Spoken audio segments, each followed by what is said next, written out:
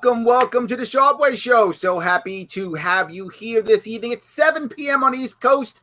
Got to look at my mug. Absolutely correct. Sorry I was not on Friday. Believe it or not, had internet shut down in Astoria. That's where I live in Queens. Shut down.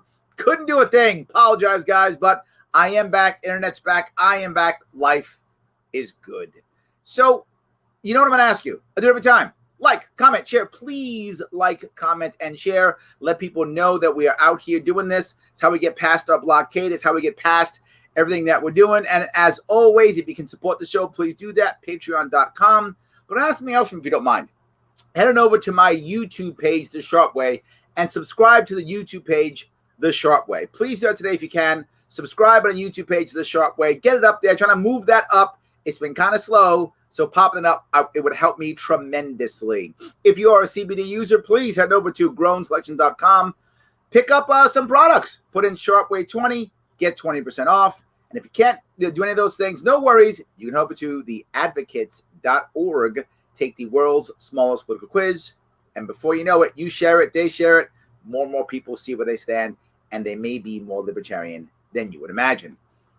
All right, today I want to talk about something that I know a lot of people talk about this, and I want to bring it up. I want to bring it up in that way that I think actually has an answer. People very often bring up the idea of, well, we got to stop the wars, but what about our defense? And that goes to, well, we got to still fight China. We got to, deal with China. What about Russia? And all these, I hear it consistently. But I want to talk about defense of our nation overall. I think we can really defend our nation against all of our enemies outside. Inside, different issue. Outside, without question, outside, far cheaper and far better. And let me explain what I mean. What do you want to look at? Before you do any of these ideas or create any kind of plan, you got to think to yourself, what are our real threats? What are our real threats? And when I talk about this in business, I go through what some people may know as a SWOT analysis, right? SWOT is SWOT, strengths, weaknesses, opportunity, and threats. I swap them around. I don't always go in that same order. What I look at here is what are our actual threats right now to America.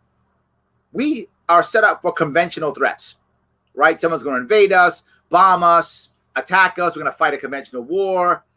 That's silly. Yes, I said it. That's silly.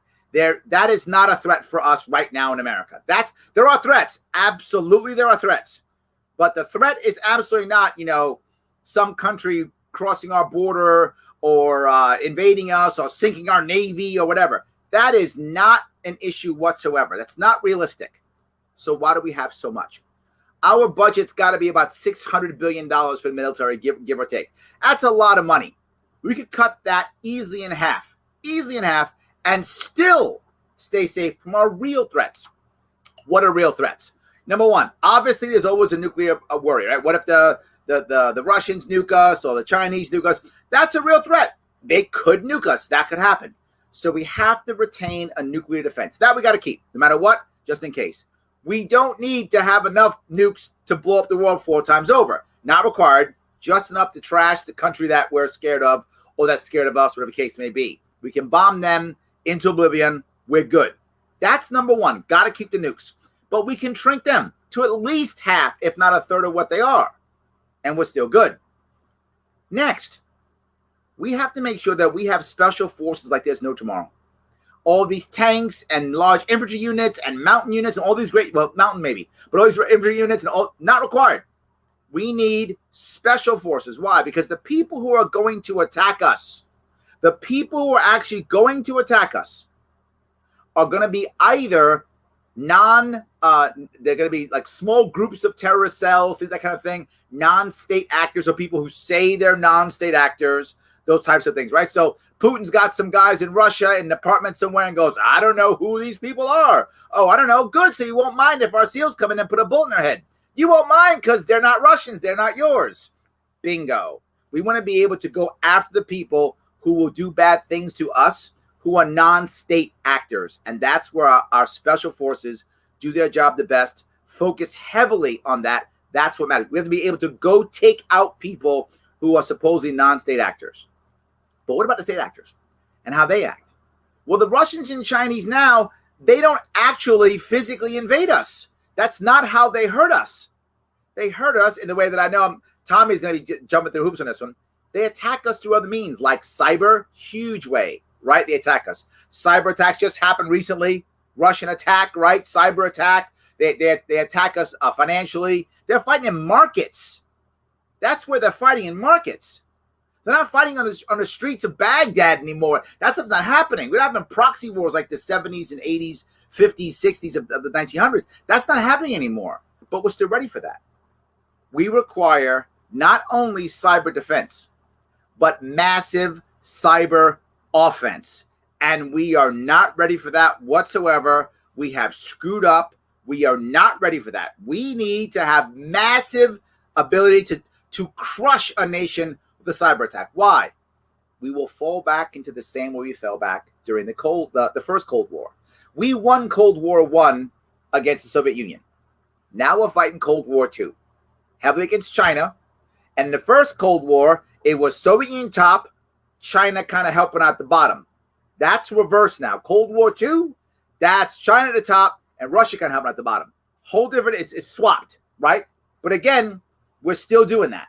So how about instead we have the same thing, which is if you attack us with a cyber weapon, we will mount a counterattack that will completely devastate you.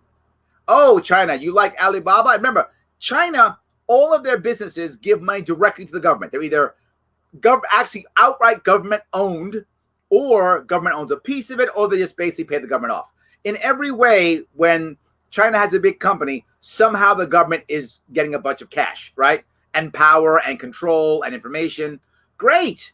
You make a cyber attack against us, we take Alibaba down.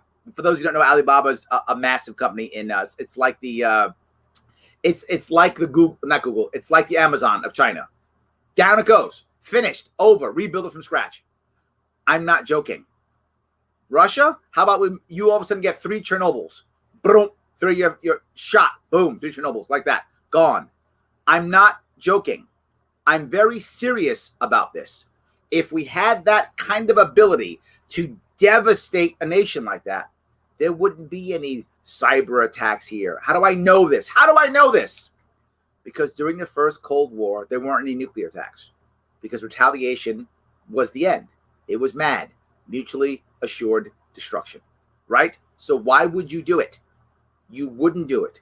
That's what we have to do. We do that and we change everything. We change how the world looks at us. And now we can just fight in the markets like we should be fighting. That's a whole different issue. But I'm talking about our actual defense budget, which is about $500, $600 billion in that area. Cut that in half. All of a sudden, we're paying off our debt. Our debt. That's a joke. Please don't get mad at me, Pete. We're paying off our interest on our debt. We're not paying our debt off. But we actually can pay our interest on our debt with just the savings from what we get from cutting our military budget in half. That can be done. That should be done. That's what our defense should look like. And I've been saying this for years. I'm on record saying this for years. If we had that happen, this most recent cyber attack doesn't happen. This most recent attack, this worry that they've been hacking our elections, gone. Doesn't happen. All that stuff's out the window if we'd done this 2 years ago, 3 years ago. Let me grab some questions and comments. So people are going to have some comments on this one. So, hello from Tokyo. How are you? I appreciate that. Absolutely. Hey, Joe. Excellent. Happy Monday. Absolutely. Let's see here. Of course, Pete, the debt. I knew that was coming. Absolutely. Home defense versus world police. Yes. Yes. Now, I always add a side piece to this. That was a wrong term.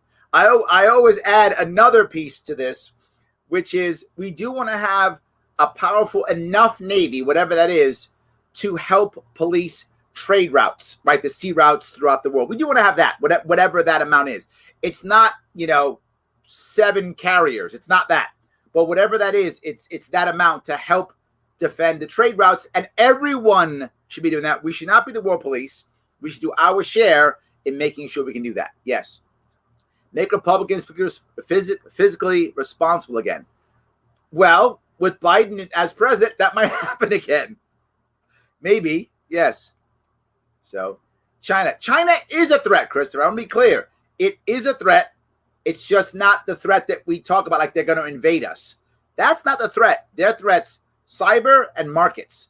That's their threat. It's not, they're not going to have the Chinese army isn't going to attack Alaska. That's not going to happen. Greed is our most relevant threat. Oh, interesting idea. Do you mean just greed in general? Do you mean greed from a specific people? I'm not sure where that's coming from, Kirk. I like the idea. I don't know where that's coming from. We need to up our game by improving our technology since we're now in cyber warfare. Yes, this is the United States World War I, right? We were not ready to fight trench warfare or combat the way it was in World War I. It took us a long time to figure that out. We're now right there, but trenches aren't the war. You're right. Cyber is the war. Absolutely. Yes, we need partnerships, but not major forces overseas. Correct. Yes, exactly right. Yes. $600 checks to all 328 million Americans. That's $196.8 billion. The stimulus bill is for $900 billion. Where the hell is the other $700 billion going? I think we know, Pete. Cronyism, right? You guys remember, I had a plan for this 9 months ago. We're going to bail out the banks. We always bail out banks. That's what we do, and some libertarians are yelling at me right now. I'm just telling you reality. We're always going to bail out our banks until we get rid of the Fed, hopefully soon. But whenever that happens, until we get rid of the Fed, we are going to bail out our banks. My entire plan for this was forgiving 6 months of financial responsibility for Americans and just bailing out the banks directly. No cronyism, just banks, which is cronyism. But again, that's a given with our current system. Forgive the debt from financial institutions for X number of months. I said 6. Pay the banks directly from the magic money making machine. Just gives them that. But now we can survive and thrive without having to wait for a handout. We can change how we work and change how we make things work. So, yes, you're exactly right. Yes. So, all right. Let's see if I can keep going. Civilian militiamen with handheld mini nukes. Well, that's a interesting concept. I don't know who's making them. I got a feeling you'd wind up having a lot of people not wanting to live in your area.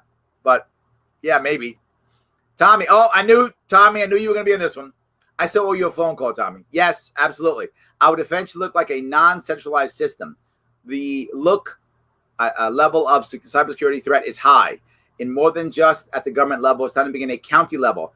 This is something, let me keep reading and I'm going to jump. You're totally right, Tommy. It's time to begin a county level cybersecurity. U.S. National Guard units. Biggest threat, cyber attack. We can afford a ransomware attack. We rank 1 out, spending 26 of the next 25 of those are allies. Oh, yes. Okay, yes. Of all, yes, you're correct. We rank number 1. Yeah, I completely get what you're saying. All right, so let me deal with what Tommy's saying. Tommy's right 100%.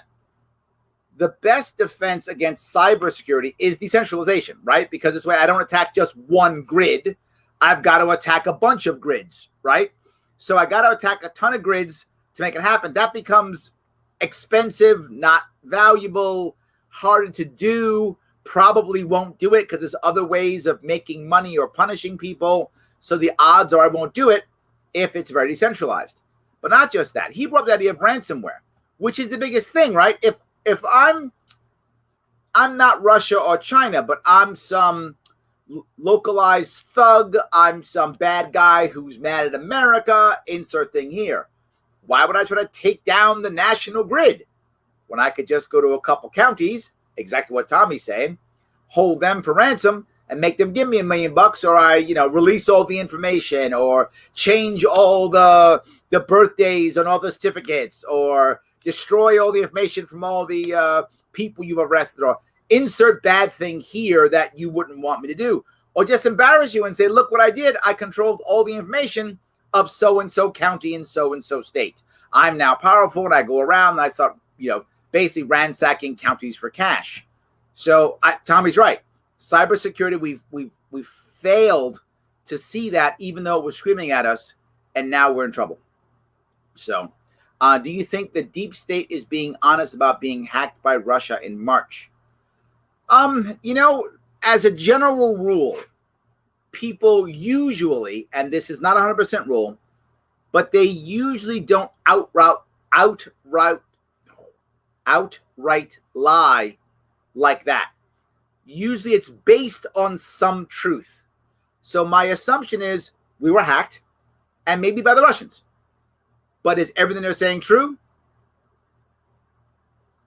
I don't know. I think history would show us that it's probably not 100% true. But is it based on something real? Yes. So my gut tells me that there was a breach and that it did happen. Was it the Russians? How bad was it? That I think I'm unsure.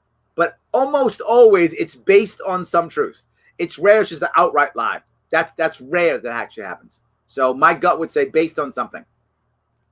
I don't think the world wants to see America defeated or invaded. They would like to see us with a black eye once in a while. Wow. Very well said, Tony. Right? I think you're right. I think a lot of people in the world, and I've lived overseas, not only as a Marine, but as a civilian. And I think people do think that. They think, you know what? Maybe you need to be taken down a peg every once in a while. I think that's what a lot of the world does. I found that sentiment when I was in Denmark. I found that sentiment in Japan. I found that sentiment in Germany. I found that sentiment in the UK. And these are countries I've been recently in the past, 4, 5, 6 years.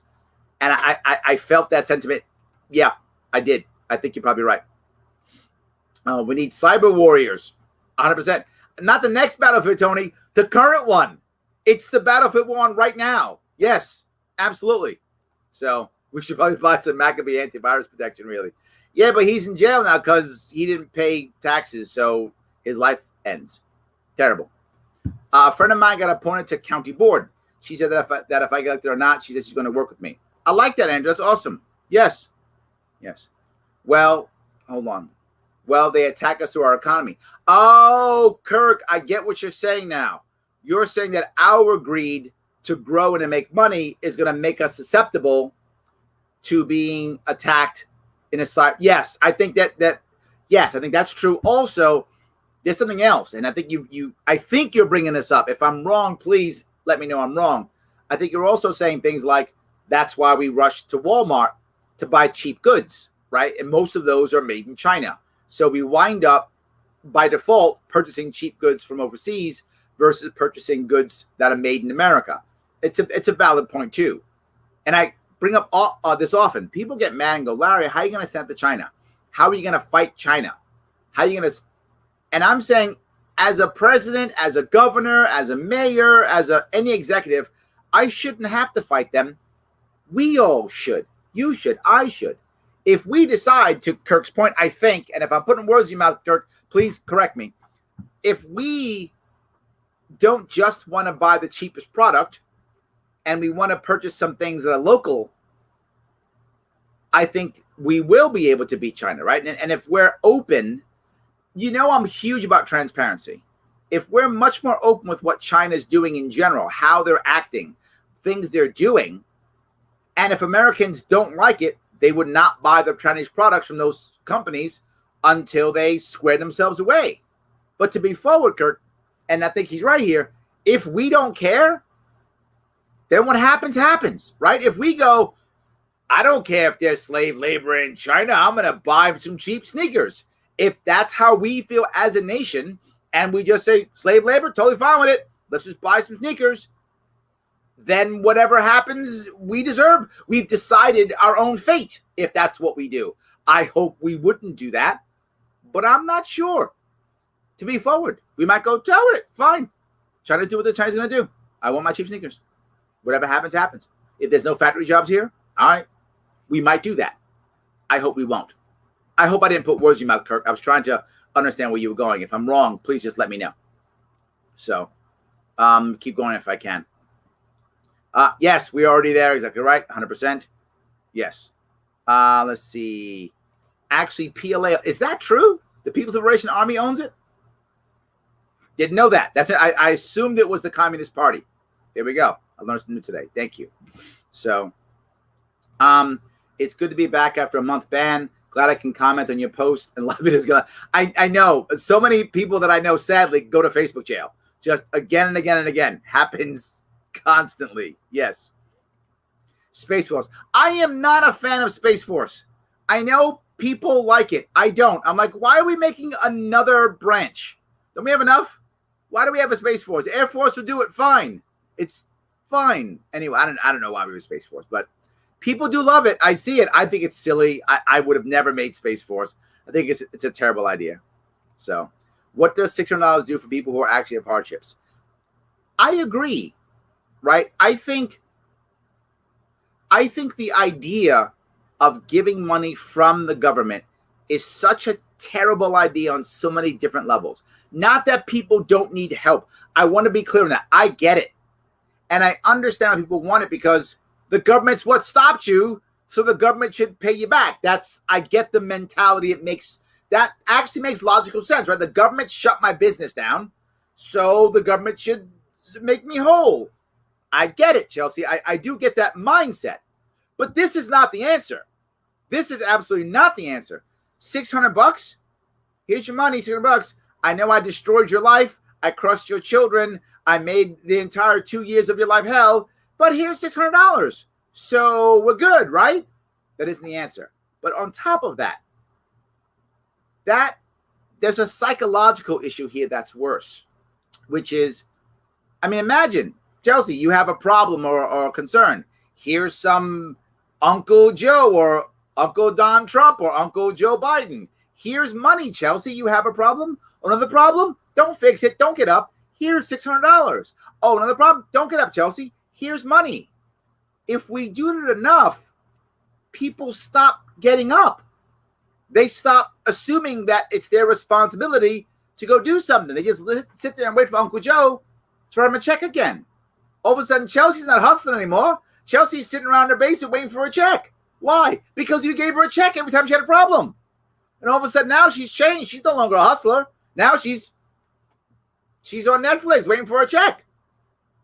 And I think you find a culture of that eventually. But there's another problem here. There's no responsibility. This is the bigger piece of this entire package. The government doesn't take responsibility for this, and we don't take responsibility for this.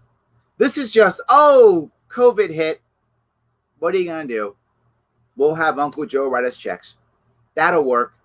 There's the answer. Versus, no, bad things happen all the time. And if any of you are over the age of 18, I know most of you are, for sure you've seen bad things happen in your life. And it wasn't fair. And you didn't deserve it. And you didn't do anything to cause it. But it happened to you. And I'm sure there are things that were bad that you caused too. But I'm just saying, there are also things that just happened. You didn't cause it. You didn't do it. You didn't deserve it. And you had to somehow figure this out in your life. That's what happens. And COVID's the same thing. We have to figure out how to handle this. And if the government shuts the economy down and destroys livelihoods, then even if you give the $600, they're giving us $600. They're not even saying, wow, I screwed up. I'm sorry. Here's money. They're not even doing that. That's bad, but that would be better than what they're doing now is, oh, you guys are screwed. Okay, peasants, here's some money. Yeah, here's some money. Don't forget to vote for me in November. That's what we're actually doing. And $600, look, in certain parts of the country, $600 could help you out for a month. In any big city, that's not even half your rent. That's not even half your rent in any big city. So certain parts of the country, it's nice for a month, Chelsea. It's nice. That pays your cell phone bill, maybe some other bills, pays some other bills. Okay, nice. But it's not doing anything after the 1 month. And it isn't even saving you for the month. It's just helping out for 1 month. I don't know. It's not good. Absolutely. So let's see if I can keep going here. Space Force has Guardians. No. I still don't want to hear that. So, Great Reset, building back better. How do you stop that? This is an issue that I'm really concerned. I don't know how strong or real the Great Reset is going to be, assuming that that's actually I'm actually even sure that the people who are doing it are even sure what they're doing, to be forward with you. I'm not. We'll find out, sadly, the hard way. But the only way we stop it, Tyler, is only one way. Only one. Is by us not complying. Right? Whenever there's something massive coming, and I take my cues from when it's actually worked, and that is Gandhi. Right? Gandhi fought, at the time, the largest, most powerful empire on the globe, without question. The largest, most powerful empire on the globe was the British Empire at that time, and he fought and he won. How did he fight and win? It took him 27 years, something like that, 20 some odd years to win, but he won, and he had losses, absolutely. He also had wins, but he had losses, and he told them, and if you remember the movie, I love, one of my favorite movies is Gandhi, one of my favorite movies. The British general, Field Marshal, says to him, Mr. Gandhi, Mr. Gandhi, you don't expect us to just walk away, right? Just to leave. And he said, yes. At that point, there were 500 million Indians at that point. And he said, if 500 million Indians refuse to be ruled by 10,000 Britons, you'll eventually just walk away. And I think, Tyler, that's our answer. This is why I keep doing this. It's why I keep talking about it. It's why I hope people begin to listen and start talking about it more and more and more. No, I'm not talking. You don't hear me talking about fighting revolutions, getting out guns. I don't speak about that stuff. Lots of people do. That's not my gig, right? That's not my gig. My gig is we get to the point where we understand what's right and non-compliance. That's my gig. My gig is the non-violent route, right? People who are already on the violent route. You don't need me for that. Right. And I think if we get to that point where people just go, no. When cops say, I'm not going to shut this guy's business down. No, I'm just not doing it. No, I guess you can take my badge and all of their badges because we're not shutting this guy's business down. Right. When we go, I'm not closing. I'm staying open. I'm going to force you to have to shut me down. When one person does like that guy in Staten Island, he just gets hammered, and that's what's going to happen, sadly. But when 50 of us, 100 of us, 1,000 of us do that, now we're rocking and rolling. To be fair with you, Tyler, that's not this year. It's probably not next year. I live in New York City, and most of the people in the city totally fine with what's happening. And those who aren't are literally moving, just getting up and packing up. Their answer is not, the answer in large cities is not non-compliance. It's compliance or get up and leave. And most people who are leaving are relatively wealthy because they can afford to leave. People who are stuck in their homes can't afford to leave. They're stuck. Those are the ones who go to jail. So the poor ones who can't leave go to jail.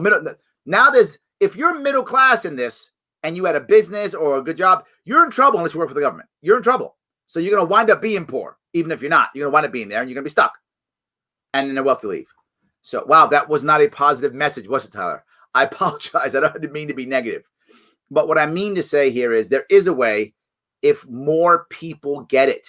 I am trying to convert more people. There are ways of us staying safe. You hear me keep coming up with ideas, lowering tax burden, giving us better services, making us safe, and not destroying everything. Not using the stick, but using the carrot. Making government the best way government can possibly exist is to always support our rights to life, liberty, and pursuit of happiness. If government's doing that, let's fight over the details of government, right? Let's get to that world, and then we can fight on details of that. But we're going the opposite direction. So I hope that was clear. So, all right. Cybersecurity is small potatoes. Countries like China have embedded people to control and steal from America. China has invested in the U.S.'s most relative markets and is going to invest more. This is a valid point also. Kirk, you got some ideas. I like it. You're right? But that's why I'm not only about cybersecurity, right? That's defense. I am about that. And, Tommy's talking about it. He's right. I want us to have defense, but I also want offense. And there's the other piece. I also want offense. I want big time offense. So we can, when we find out what's actually happening, we go, oh, yeah, that's got to stop. Oh, it's not going to stop? It's a nice Alibaba you got over there. shame if something happened to it, right? We have to be able to do that. And right now we're still trying to defend ourselves. You're right, it's small potatoes, but I want the big pieces of meat too. I want it all. I want the small potatoes and the big pieces of meat. So yes. All right. See if I can keep going here. Our defense could be a pissed off Asian grandmother with a meat cleaver. I mean, if like one guy's coming across the border, I guess. I'm not really sure. Yeah, absolutely. So yes, you were on point with what I'm talking about. Thank you, Kurt. Okay, see, I was reading you right. I was trying to read you right. I'm glad I did. Yes. All right. Is toilet paper made in China also? Referring to Kirk's quote. You know what? I don't know. It's a good question. But my point being, I'm not against anybody necessarily purchasing Chinese products. I'm not. I'm about us knowing where we're putting our dollars and using our dollars to influence the market. And sadly, we often don't. And then we complain, when we don't, we complain when things aren't what we want. Like, well, we don't have a Main Street anymore. When's the last time you shopped at Main Street? Right? That was the issue. And I remember, and you might say, well, Larry, are you that guy who hates Chinese products? No, not at all. But when they had Occupy Wall Street here in New York City, I literally went out of my way and went downtown to spend money downtown. Like I'd be in Midtown or Uptown. I take a subway downtown, spend money down there. Because when I had Occupy Wall Street, all the people, they were trashing so much in the area. A lot of the stores were suffering. So I went out of my way, took a subway ride when I was in Midtown. My office is in Midtown. But I actually used to work before our governor. I'm sorry, our Lord Master, King Andrew Cuomo II of New York, before he deemed me non-essential. When I used to work, I have an office on 57th Street, which is near Trump Tower, believe it or not. So I would get in a subway, head all the way downtown by Wall Street, and I would eat lunch every day downtown because I was trying to support those businesses. So I put my money where my mouth is. We should all do that, right? We should all do that. Now that cost me an extra, in that case, extra couple bucks a day because I had to take the subway down and back. So a couple bucks, whatever. But I paid for it. I paid it for like weeks. I don't remember how long. It was weeks I was doing it. Just kept doing it. I kept eating downtown, trying to put some extra money in. And if more people would do it, well, then those businesses survive. So I think we can. Absolutely. Americans can help what they purchase. That's what the majority can and are willing to afford. It's an interesting point, Kurt. And I think short term that's true. But there are exceptions. In other words, you find many Americans who are not doing well still will choose to say, purchase, a PlayStation 4 as an example, something like that, right? Or whatever is the cool PlayStation. Is that the cool one? 5? Whatever's the cool one. I don't know the PlayStation, so I'm probably off. But they decide to do that. They save enough money and they buy that thing, right? Whatever that thing is. I think we could do it if we cared enough. Something else I see Americans here in New York specifically, and I've brought this up many times, go to a bar or a club or something and purchase a locally brewed beer, which is going to cost them at least $1 or $2 more. The people doing it aren't wealthy. They're regular, average, everyday Joe Schmo Americans who have jobs and family, just like me and everybody else, right? I assume you, Kirk. I don't know you well, but I'm assuming you're a regular American who just has a regular job and, not super wealthy. If you are super wealthy, by the way, support me on Patreon if you're super wealthy. But assuming that you're not, I'm sure there are times when you make decisions, you purchase things that are more valuable to you that cost more than something else. Most Americans don't always buy the cheapest model or cheapest, option available. Most don't. Some do. Absolutely. Some do it because of either their own mindset, who they are, or some do it to your point. They can't afford anything except the lowest priced model. And that's fine. That will happen. But that's not the majority of Americans. The majority of Americans will not only buy the lowest priced option for everything they purchase. And even a shift would show, okay, there's a spot for this. So I think it's possible, but it takes a cultural shift. That's the issue. It takes I'm going to hammer China with sanctions, or I'm going to hammer China with a trade war. That isn't the answer. There must be a cultural shift to where whatever you decide, Kirk, that you're not going to buy the lowest priced product, then you should be thinking, okay, if I'm not going to lowest priced product, can I get a product that's going to help out the people that I care about, whether that's my local community or my country or whatever it is you care about. I think we can do that. It's just not easy. Difficult doesn't mean impossible. It means difficult. And all the best things in the world that we ever achieve are difficult. And I'm okay with that. I'm okay starting now. Look, do I think that everything I'm doing now is going to pay off tomorrow? No. It's years before it pays off. And I'm still doing it. I hope we all will. What the hell are we going to do about this forced vaccine coming our way? And the talk of vaccine cards we needed, like we discussed at the beginning of the pandemic. I don't think that's going to happen, Nicole. I don't. I could be wrong. I've gone back and forth on this one. I really have. When this first came out, I was super scared of forced vaccinations. I was. There's no doubt I was. I was out there on record. I was scared of them. I think it's not going to happen now for two reasons. One, because the Supreme Court already said His Majesty King Andrew Cuomo II, oh hail the king, that he cannot shut down churches. They checked his power. His power had never been checked before. So I think that's why he pulled off. Second, initially, if you remember, Cuomo was fighting His Majesty was fighting very hard to make sure that the vaccine was given out by the government, not by private companies. He attacked private companies. He was very unhappy. He wanted the government agents to do it. Why? Because when it comes to forced vaccines, the manager at CVS is not going to do that, Nicole. Will government agents? Yes. That's why he wanted government agents. Didn't happen. CVS's, Walgreens are doing it. So I feel better. I'm not 100% there, but I feel a lot better. I think we're not going to have mandated vaccines. So I think it'll be okay. What he might do is do things like say, well, if you want to go to this school or do this thing, you might have to be vaccinated. That might happen, which will be tough. However, what he doesn't realize is because of what we're doing now outside of schools, because of the government response to COVID, we're going to be more apt to deal with it and more okay with it. We're going to be more okay dealing with our own issues because we're dealing with them now. So I don't think it'll be as effective. I hope I at least dealt with that. I'm not as concerned as I used to be. I'm not. I think his power will be checked again. In fact, he actually said this about a month or two ago. He said, I don't think I can really mandate vaccines. He actually said it. So I think he's been checked. So Larry, please take Cuomo's job. We'll see. I will announce in the summer if we will. Fast forward to the Google. I hope not, Joseph. I know people say this. That's not my gig. My gig is the peaceful way. I hope you're wrong. I'm trying to make you wrong, right? I'm trying to make you wrong, Joseph. I hope you are. I'm not saying you are. I don't know what's going to happen here, to be forward with you. I don't know. But I hope you're wrong. I'm trying to make you wrong by having us move culturally before that is the answer.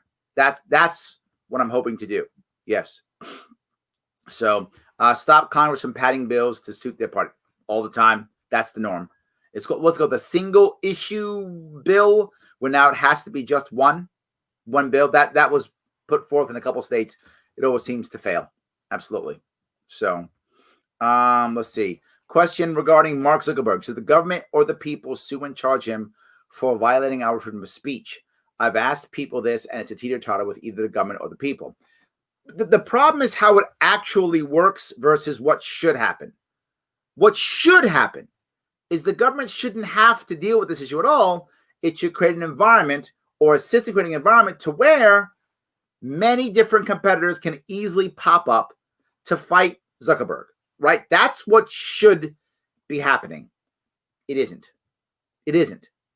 What we've done is we've simply allowed larger tech companies to become even larger. And that's the problem. Are we going to probably try to break up Facebook in some way? I mean, we mean the government. Probably. It's a terrible idea.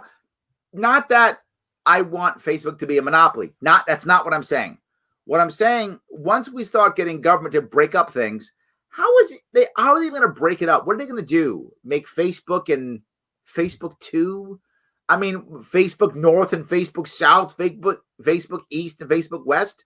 How do you break up all that intellectual property? It's all intellectual property. It's like it's physical phone lines when they broke up, AT&T or whatever they broke up. I mean, it's not like it's physical property or broken up by region. I mean, it's all over the world. How do you break this up? The government has no idea how to do this. So it's going to be bad, whatever it is.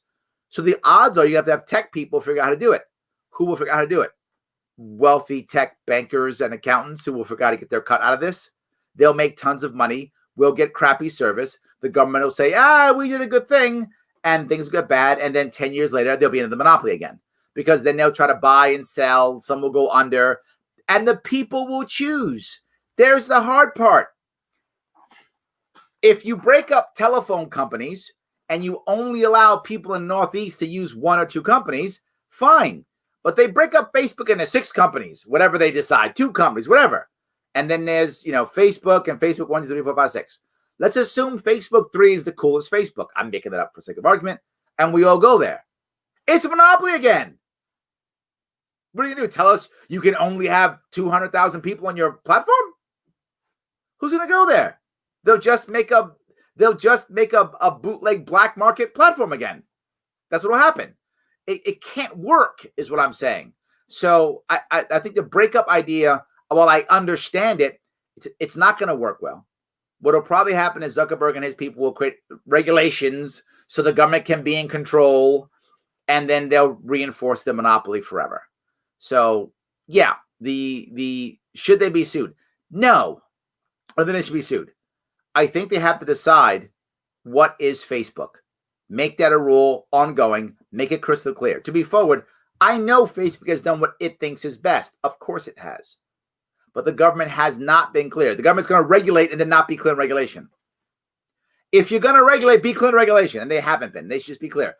Facebook, you are a content, creator, right? Or you are a content, you control your content. Or you're not. You're a newspaper. I'm a newspaper. You're just a platform. That's all you are. You're the phone company. If someone yells something bad in the phone, you're the phone company. Whatever. In which case, stop violating what would be freedom then in that case. So I think a lawsuit's not going to help. I think clear rules would be the better bet. So when does the government not screw up? When it's trying to pad its own pockets, Brandon, it's pretty good at that. General rule, pretty good at that. So yes. In the States with a harsh lockdown, it's a slap in the face. Oh, okay. Different thing. Sorry about that. I got you. Yes. I get everything you're saying. I'm not sure this is for me or not, but the problem that you're not addressing is that if they continue to shut us down, we simply cannot work. I can't go back to my job and I can find another job. Maybe that pays much less, means I can't pay my mortgage. They're crippling us. We're leaving us with no choice. Yes, I'm not sure this was for me or not, but I want to touch this piece, Dawn. You are right. We are so shocked when people do desperate things when we put them in desperate situations. So I take away your livelihood. I make you pay your bills. I make you sit home and brood. I don't let you hang out with your friends to even make things better. So now I wonder, I'm shocked. Why did people do crazy things? Well, because you put them in a situation. When you put people in a situation, they're going to act a certain way, Dawn. You're right. This entire devastation that's happened because of COVID, not the deaths, the devastation is absolutely self-inflicted. It's a self-inflicted wound. There were many better ways of handling this than what we did. So many.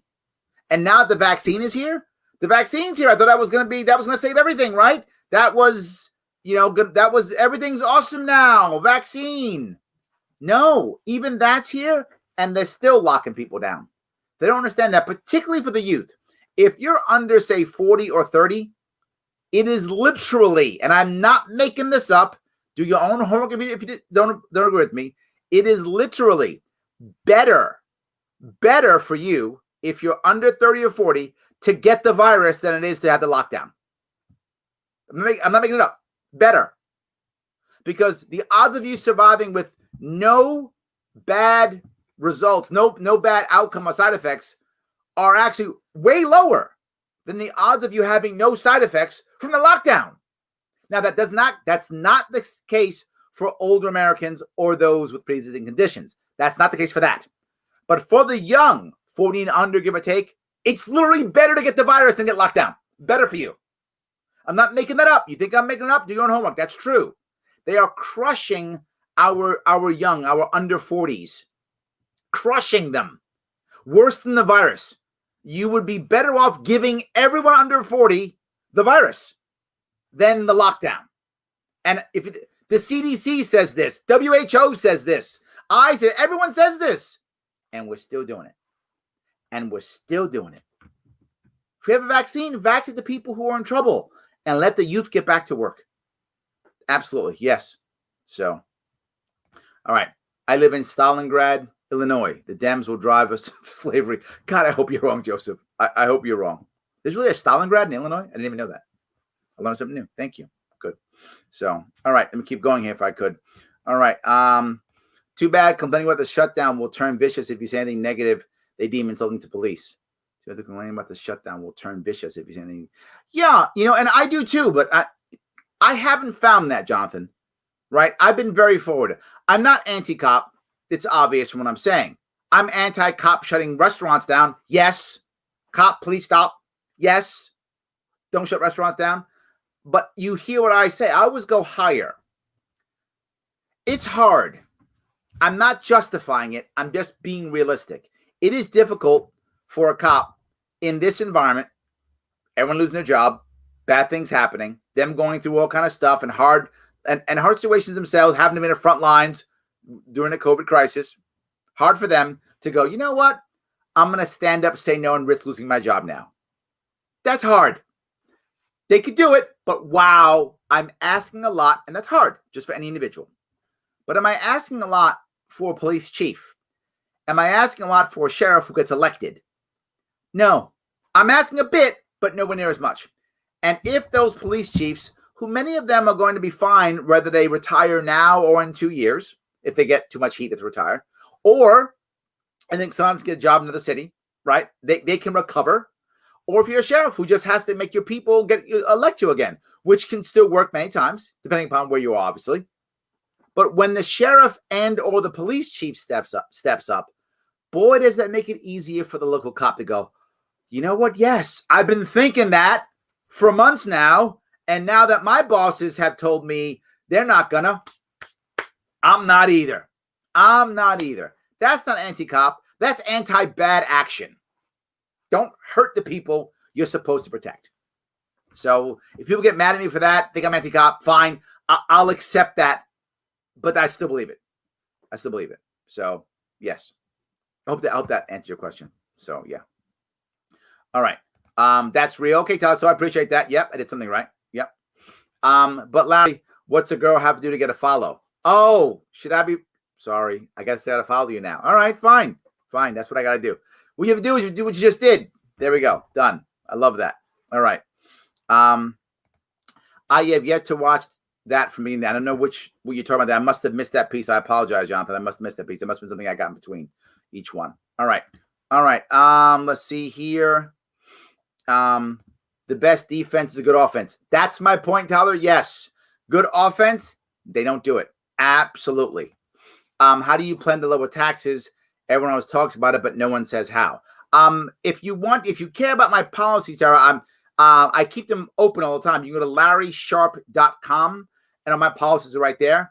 But one thing I don't talk about, I actually don't talk about lowering taxes. I talk about lowering spending. And the reason why I do that is if you just lower taxes only, and people do it all the time, we're going to lower taxes. Then since you didn't lower spending, either you go into more debt and then Pete gets mad at you and yells at you. So you either go into more debt or someone else picks up your tax burden someplace else. So I think lower taxes are awesome, but not the first step. The first step is how do you actually lower spending? And I have many ways of lowering spending, from changing our education system completely to finding new ways of raising money through our infrastructure, through finding ways of lowering our costs for heating and home oil, through advertisements on trucks, all those things. I found new ways of raising money, which would then allow you to lower your taxes, right? Once you provide a surplus to local counties, now counties can begin to lower taxes. With the newer plan I brought up, which was, and this is for New York State, or I don't know what state you're in, so I apologize if you're not in New York State. But in New York State, one of our biggest issues, and in many states is true, is property tax. Property tax, which a big chunk of that is school tax. if you begin to change how you pay for schooling and education, which is give or take $60 billion of our budget, you make that happen in New York State and you change that and instead, use an e-coin, a New York education coin for that, you end property tax, which lowers your property tax, but you end school tax, which lowers your property tax by about 50%. So it's a massive lowering taxes that way. So I hope I answered your question. I have ways of lowering taxes. My bigger piece, though, was lowering spending. If we don't lower spending, we're not really lowering taxes. I hope that answers your question. So, yes. Let's see here. Should a candidate running for local office canvass themselves or hire a professional canvassing team? Yes. No, you should canvass yourself. Absolutely. But you should never be alone. That's the only rule. You should never canvass by yourself. Once you are running for office, you should never canvass by yourself. There should always be somebody with you, what we always call a body man or body person, right? Who's always around with you always. So no matter what, there's somebody with you if you're a candidate. If you're by yourself as a candidate, people think, oh, he's got no team. Oh, she's got no team. She's not a real candidate. That's what people think. And you might not be. You might be an amazing candidate. But if you know politics, it's far more about image than it is actual substance. So if someone sees you by yourself, they think, oh, he's some guy. When I ran for office, I was never by myself. Now I am by myself, not running for office. But when I was running for governor, there's always somebody with me. Sometimes 2-3 people. Always. The assumption is, see, he's got a team. People are around him. So you can absolutely canvass on your own. I mean, canvass yourself, absolutely. But no matter what, have somebody with you. If you can afford a canvassing team, do both. A canvassing team is a wonderful idea. The problem is it's expensive, obviously. The other issue is you think about as a candidate, you're going to have limited funds. Is canvassing the right answer, or is that money spent someplace else better? Generally speaking, if you're looking for votes, actual votes, canvassing may not be your best bet money-wise if you have to hire a team. If you've got volunteers, very good. If you don't have volunteers, it may not be the best use of your money. Advertising might be better. Things may be better. It depends. It really depends upon where you are and how effective canvassing is. So I hope that answers your question. So I have a huge problem purchasing for China. Me too, actually. It is very rare that I go to Walmart. In fact, I can't remember the last time I did. I will shop local all the time. And for those of you who have seen me canvass the state when I ran for governor, and the last 2 times I did the full Sharpe across New York State, you've never seen me go into a Walmart or a big box store ever. I'm always shopping local. I eat local. I'm in local diners constantly, local restaurants constantly. I try to, again, I talked about Gandhi earlier. Gandhi talked about be the change you want to see. I'm trying to be that change, Tara. I'm trying to be that change. I'm not perfect, obviously, but I'm trying to be that change. So I'm doing it. I'm hoping you guys do it too. I hope you will. If you don't, I get it, but I hope you will. So, all right. Let's see if I can keep going here. There are, well, you guys give me a lot of comments. I appreciate them so much. All right. Many of us would be happy to buy local, except those local stores, restaurants are being targeted for COVID closure, with half the state saying it's not enough. Yeah, right. And this is the other issue I brought up earlier, right? So many people, I think this goes maybe towards Tyler's point. Maybe not. Maybe more towards Joseph's point. Maybe both. The idea that a lot of people are okay with this. They're okay with it. In fact, like to your point, it's not enough. They all got to go down. Shut it all down. Outside of my home, my wife and I are doing some work in the front of my home. We have a very small yard. We live in Queens. My yard's like 20 by 20. It's feet, not acres, feet. Small thing. We're doing a little bit of work out there, shoveling snow and stuff like that. We had a snowstorm here. So I'm shoveling snow. My wife's moving stuff around. And my wife's outside. On our property, a couple feet in, a guy's walking by with his kid. He's got a mask on. Kid's got a mask on. He's walking by. And my wife's probably 2 or 3 feet in on our property doing something. I forgot what she was doing, like moving something, whatever she was doing, moving a garbage can or something. And it looked like he was mad at her. Like, She's like, what? He's like, He's like, what? Well, I want to go. I'm going to walk down the sidewalk. She's like, okay. Well, you got to move back. She's like, what? I'm on my property. I'm fixing my garbage can. He got mad. He was mad. Probably 3 feet away. I'm going to guess in that area. I don't remember what it was. It wasn't 6 feet because those of you who know, in New York City, your property line goes right to the sidewalk, right? So about 2-3 feet in, and she's doing stuff. I forgot what she was doing, moving a garbage can or something, whatever she was doing. The guy's walking. He's got a mask on. Kid got a mask on. Angry, mad, insulting, so angry. Walks away. This is what we deal with. So just going, oh, you're in your property? I'm just going to walk by with my mask on. She wasn't coughing in his face. She wasn't going after him. She's just working on her own property, a couple feet away from the sidewalk. He stopped, got angry, demanded she moved. My wife didn't, but besides the point. And then he walked on, angry as could be. This is what we deal with in many large cities. Some areas outside the city too, but it's very common in large cities. It's hard. You're totally right. And what's happening now is so many of the local places are going out. Steve, you're hitting big points here. And I live in a city. I live in Queens. And we're becoming almost like a food desert because the supermarkets can't stay in business. The restaurants can't stay in business. So they're all going out of business. So it's coming to a point where we have like bodegas, right? So we got to eat at bodegas, right? We got to drive, forever. And there's no parking because they've taken up all the parking because they built out these wooden structures in the streets. So literally now we have to go drive someplace. I have to sit in the car because there's no parking. My wife goes shopping and brings stuff back. Why am I living in a city now? You live in a city for convenience. That's why you live in a city, right? So I can walk to my grocery store, so I can walk home, so I can have everything nearby. That's why you live in a city. That's one of the reasons, right? Why you live in a city. I don't have that. How am I doing here? Thank you for bringing that up. I love that. I bought the cheapest model once. I didn't trim my fingernails and somehow, what? Oh, that was a joke. Thank you, Jonathan. I appreciate that. Thank you. Good joke. Okay. Took me a couple of seconds to get that one. Okay. Took me a couple of seconds. Good. Nicely done. So yes. All right. We need to get we need to get our congressmen and senators to reject the certification of the election. What's that have to do with our defense? I'm not okay. I'm not sure where that goes, but okay. All right. Let's see here. I'll get the vaccine when everyone in Congress gets a molten lead enema. Well, I don't think that's going to happen, Jonathan. So I think you're not getting the vaccine. Is that what I'm reading from you? I think I've read you appropriately. You're not getting the vaccine. Okay, there we go. Yes. There's already talk of forced vaccinations. No, like if you work for the city, they'll say get vaccinated, don't come back to work. Yes, Nick. Yes, right. I want to be clear. That's how they will probably try to make it work. Right, is by saying if you can't get your driver's license unless you're vaccinated, right? You can't put your kid in school unless you're vaccinated. And this goes back to my point. If we all get together and say it's wrong, imagine they said that.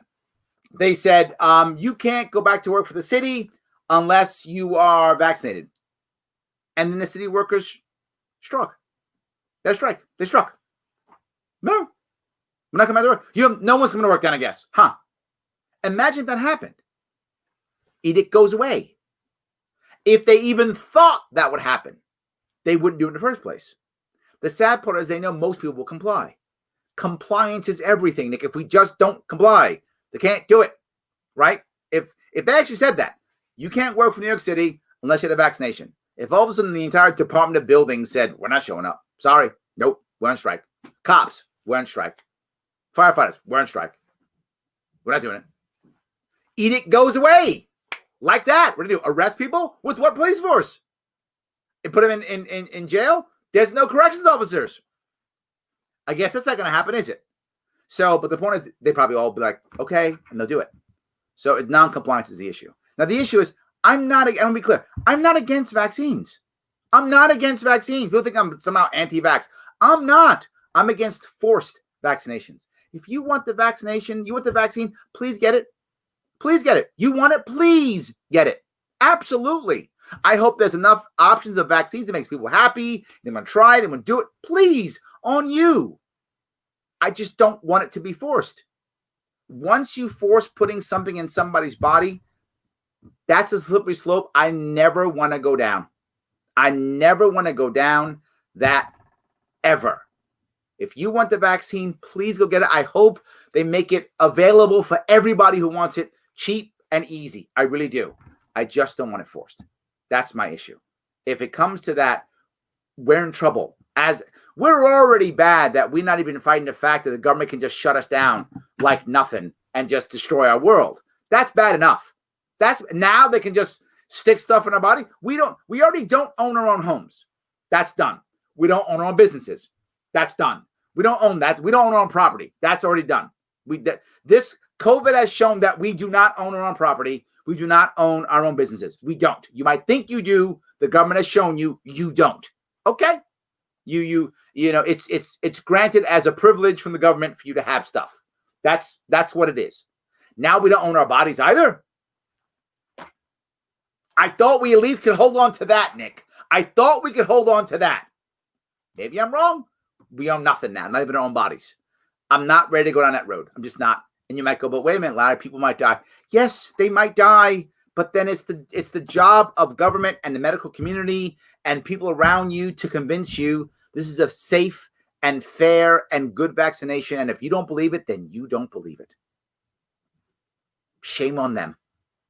Shame on them. Or provide the right vaccine that you would believe. I'm okay with all of those. Whatever. I'm okay with that. So anyway.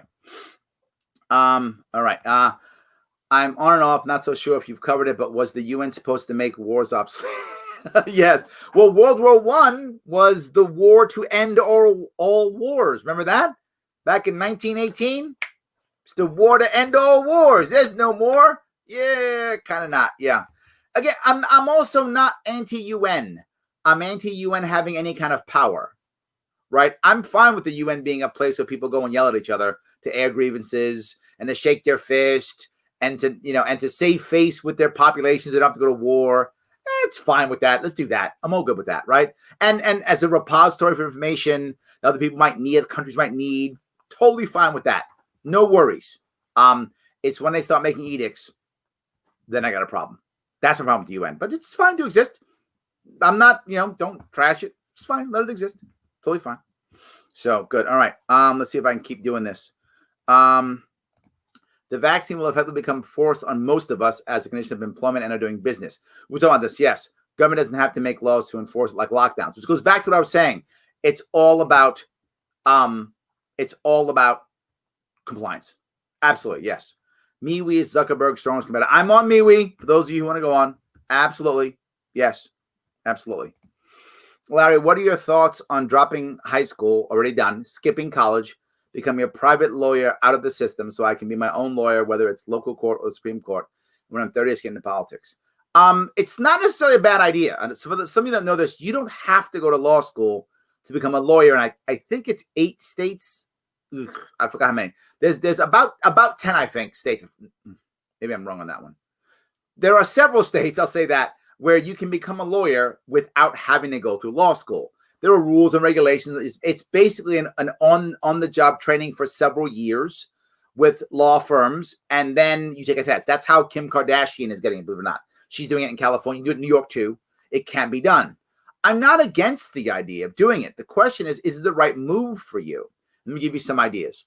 If you're saying to yourself, Larry, I really want to, work for a company, maybe move up in the company, be an executive somewhere, something like that, you cannot beat college. It is exactly the right answer for you, if that's what you want to be. If you're saying, I'd love to, work for Facebook one day and be a manager of whatever, or I want to work for UPS and be, a senior vice president of marketing or something like that. If that's where you see your career going, or I want to work for a large law firm or a large accounting firm and grow with an organization. I work for government and grow with an organization. If that's where you see yourself going, you cannot beat college. It's exactly the right answer because people look for that for recruiting. People validate that for your salary. People validate that for promotions. It is exactly the right answer. College is for you if that's the way you want to go. If you want to be a tradesman, almost always high school's the only place you have to go. You go back to college as a tradesman if you want to make that next step in your career, if you do, right? If you decide, you know what, I've been doing good as this or that, I wouldn't mind becoming an engineer in a company. Head back to college, get the degree, go become an engineer. Works perfectly. If you don't want to do that, you never need college. Be the tradesman in your life. Life is good. If you want to be an entrepreneur, if you're going to start your own business, the last thing you need is college, unless you go there and meet some people and drop out. That's it. You go to college, meet some people, drop out. College is a total waste of time for an entrepreneur. Just go do something. That's all that matters. Go be somebody. So if you want to do that, great. The question you have to ask yourself, if you don't go to college and don't go to high school, here's the problem. You're going to have no structure. That's not necessarily a bad thing. Depends on the person. I haven't had a job in a lot of years. Very little structure. And I don't mind. I create my own structure. Been doing that since 16 years. I don't mind that, right? But when I first came out of high school, I was in the Marine Corps. Nothing but structure, right? So I had to make a shift from lots of structure to eventually none. Andrew, what I would ask you, and you have to ask yourself and those around you, do you have the good habits and discipline to create your own structure, to create your own goals, to create your own timeline? If you can do that, realistically, if those around you can do that, if you have that kind of system, I think your idea is a wonderful idea. If you don't, or realistically don't, you need to find a system, which means probably going back to high school and or going to college or getting a job right away to where they give you a system, right? I show up at 9 o'clock, I leave at 5 until you learn how to have that system on your own. I got my systems from the Marine Corps. I was there for 7 years. I got out. I knew systems very well after that, right? So I was able to change and shift and adjust. So that would be my advice to you. I hope it's good advice. So, all right. When government makes laws for emergencies, the government will always declare an emergency. Yes. And the laws don't go away even when the emergency is over. There's the other part, Jamie. Absolutely. I agree with you. As much as I hate to defend those morons for what they have done, I don't believe in the government breaking these up, just level the playing field. Yes, and that's actually a big task, Tom, because the playing field is not level, right? So we have to make that shift to make a level playing field, right? If otherwise it just gets worse. Just gets worse. Yes. I heard that MeWe is home for right-wing conspiracy theorists like QAnon. No, I don't think that's true. Parler is far more right-wing than MeWe is. MeWe can be a little bit too, right? Because a lot of people who are on the right have run away from Facebook because Facebook's been a bit aggressive against conservatives. So I think many have moved to MeWe and to Parler. Parler is far more right-wing than MeWe is. I'm on both of them. I'm on all of them. I'm on MeWe, Parler, Facebook, Twitch, YouTube, all of them. I'm on all of them. TikTok, Discord, all of them. So yes, conservatives should put their money where their mouth is and create their own platforms about what they preach. See, I don't like that idea, Jonathan. I don't. Right? My worry about the Parler and MeWes of the world is that if they become the right wing or the conservative answer or whatever that thing is, then we don't talk even more. We're already divided, right? I don't want us to divide even more. Already we're in our own worlds, right? I'm one of the few people, and you guys know this, who watch both Fox and CNN. Most people don't. And when I see my friends who are left, and we sit down together, hang out, whatever, talk, and Fox News is on, I can see them literally they get visually upset, like they can get angry. But then let me put someone who's on the right, watch MSNBC, same thing. Like they get physically, you can see, wow, he's getting pissed. Let me turn this off, right? I watch both. I'm the oddball. Most don't. And I'd like us to have some areas we come together. A UN. See that? I brought UN back. A UN for us to come in and go, okay, let's air our grievances. Let's talk things out. And then we go back to our places where we're going to go, oh, good. Then we come back and we talk and we air things out and we're able to compromise and not force our views on others and let views come out that I hadn't thought of because I only watch a certain type of media. So I've never thought of this other thing. And the example I'll give you is an interesting one. This is probably, I don't know, several months ago. I had someone on the show and he was teasing about Bernie Sanders wanting to allow the post office to have banking facilities. And I said, there is actually something to that. He was like, what do you mean? That's just more government. I said, no. It's based on something real. It's based upon immigrants And some people who are of lower socioeconomic background, who haven't had jobs for generations, they've been on public assistance for generations, they don't understand banking at all. They just don't get it. They're afraid of banks, don't know banks, right? So people who are immigrants, who banks are always corrupt or failed them, don't know. But they trust the post office because the postman comes every day. So when you allow them to go to a bank for basic banking, that's how they can grow their banking. Now, I'm not saying you should do this. That's not my point. I wasn't saying it was a good idea or a bad idea. What I was saying is it was actually based on an idea he'd never heard of. And he was like, oh, all right, well, maybe it's so bad anymore. Now it wasn't a hill he wanted to die on anymore. And I was like, fine, I'll give you that, but don't do this.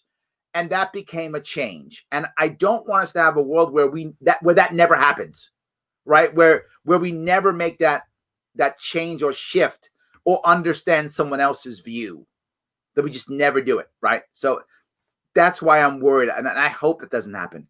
I hope we can find a way to come back and still be together in some way, shape, or form. Who's going to flip the government monopoly? I am, Steve. That was my entire platform when I ran for governor. My entire platform when I ran for governor was government's monopoly, create other options to government. Create other options to government, right? Chelsea. To create other, and not Chelsea, sorry, I forgot who the person was, asking about taxation. Create other ways of raising money besides taxation. Create other things. Break the monopoly. Yes. The answer is the guy you're talking to now. That's who. Absolutely. What should I eat for dinner? Eat a amount of protein and vegetables. Don't eat any starches or any carbs. You eat for dinner. You eat carbs at night, it's a bad idea. Eat vegetables and some form of protein. Meat, eggs, whatever is your protein of choice.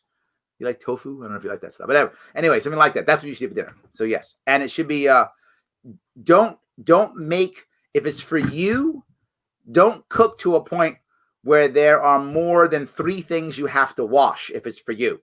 For your family, it's fine. Why would you make a meal where you've got to clean 4, 5, 6 things? It's going to sit in your sink forever. Don't do that. Make something where it's like just 1 or 2 things. That's all. Best thing you do, pop it on a plate, heat it up. Best thing. Hope I answered your question. So yes. All right. Do you know that only 4% of New York State's population has been affected with COVID? I didn't know that. Interesting. 4%. It's not bad. I thought that actually makes sense. Okay. There we go. All right. I'll take fish and chips with a pint of Guinness.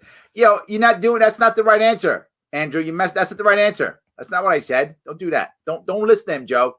Don't listen to him. Don't do that. All right. Let's see here if I can find this. What do you think of Kristi Noem, governor of South Dakota? I think in reality, we'll find out what happens with her state coming up here, right? Recently, she's taken some heat because COVID flared up there, but I don't know how bad that actually is. Cases flared up. I'm not sure how actually bad it will be. I don't know. If deaths aren't that bad in the coming months, I think she'll be seen as someone who did the right thing, stood up to the man. If it gets bad, if a lot of people die, I think they're going to pillory her and think she's, silly and hurting and that kind of thing. So, but anyway, no, not bad. So, all right. See if I can find this out. Are you going to run for governor again in 2022? I will announce in this summer. Yes. Thank you for bringing sanity to the conversation. I'm trying. Yes. Thank you so much. Yes. Police are subject to a conflict of interest by their own oath. They must follow the orders of their superiors with their own investment on the line, will also have to carry out potentially unconstitutional orders. Yes, Kirk, you are correct, right? You are correct. The oath says the Constitution, but their job description says listen to the police chief. And that's why I don't focus on the cop. I focus on the police chief. I focus on the sheriff. If the sheriff and the police chief, if they make the stand, the cop can go, I can stand down now. Okay, I can stand down now. That's why I focus on leadership so much, Kurt, because I think that's a more important place to focus. If we do it right, we hit a home run there. So yes. All right, let me keep going down here if I can. You guys give me a lot of good stuff. I appreciate. The sheriff's department is always your best bet, in my opinion. Yes, they tend to take their oath seriously and will not follow orders that conflict with their oath. Sheriffs tend to be better. That's true. Also, remember something, Shelly. sheriffs are elected most of the time. Not every place in the country that's true. But in most places, the sheriff is elected, right? The police chief is hired and fired by the mayor or the county executive or whatever the case may be, depending upon the individual town or city.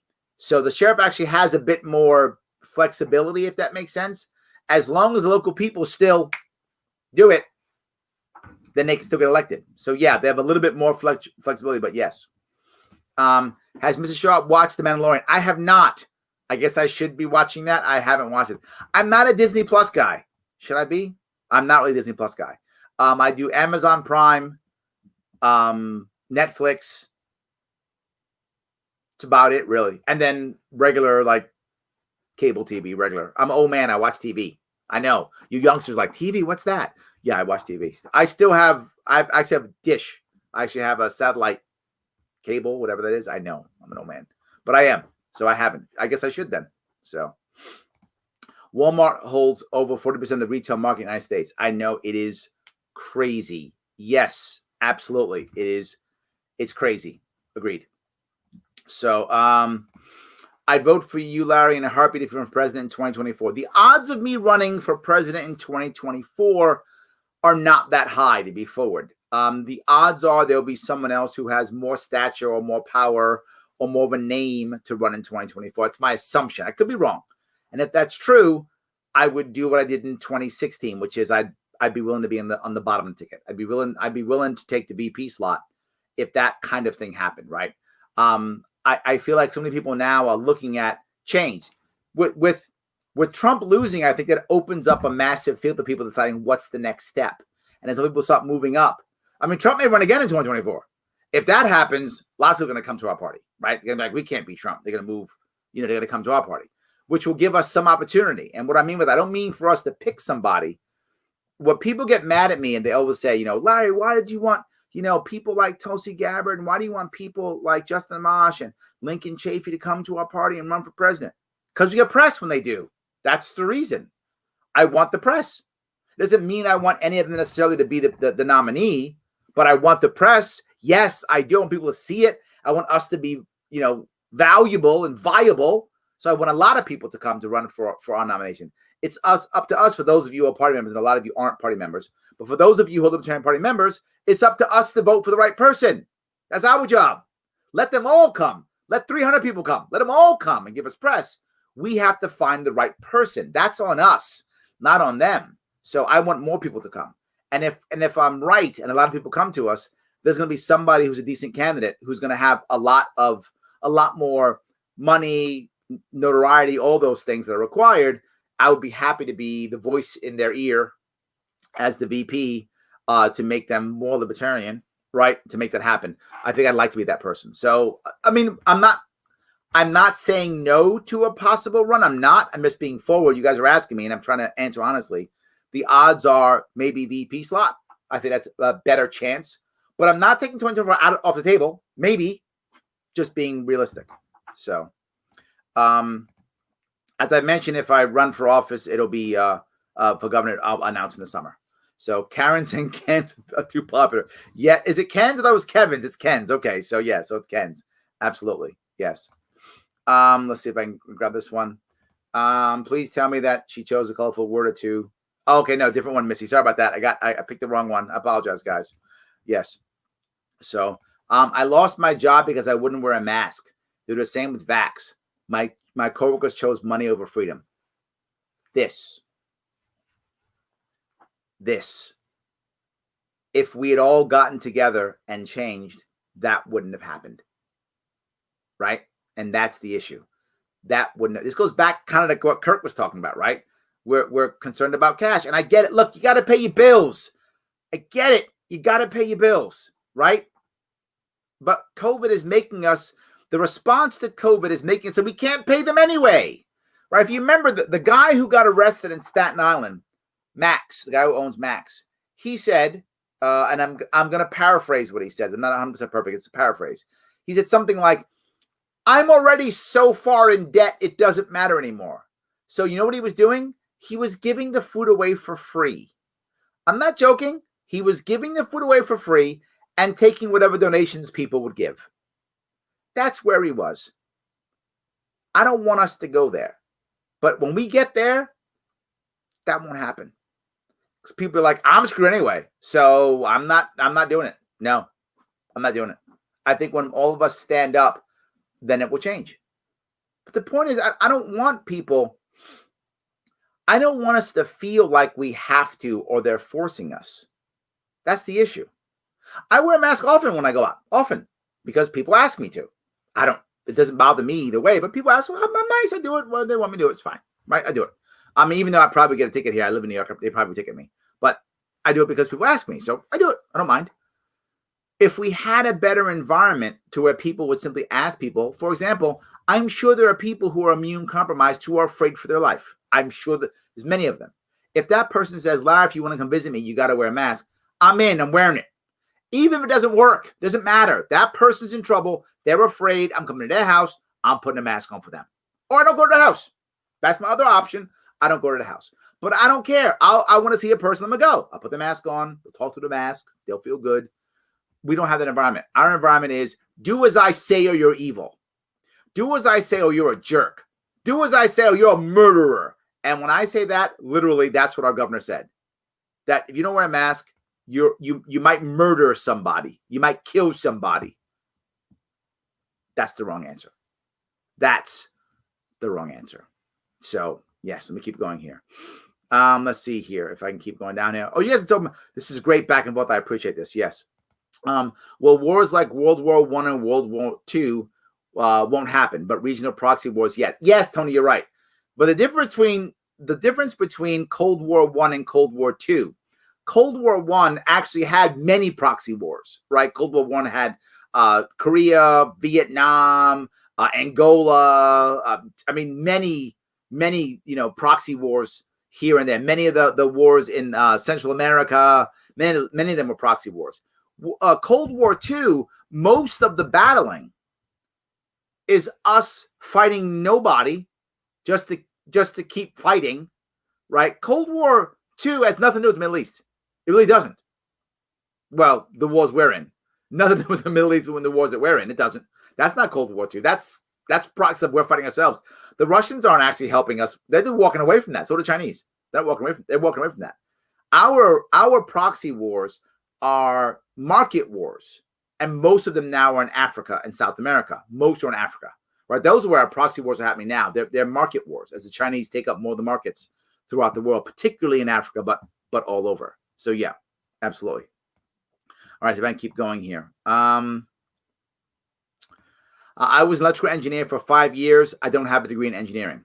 See, there we go. So there are ways of making that happen. It all depends upon what you're trying to achieve, right? That's the issue.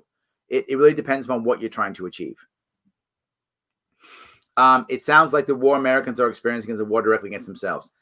I've said it once. I'll say it 1,000 times. It doesn't matter. Whatever it is, there is no currently, that may change. Currently, there is no enemy outside of America that can take our country down. Does not exist. The only people who can take our country down are ourselves.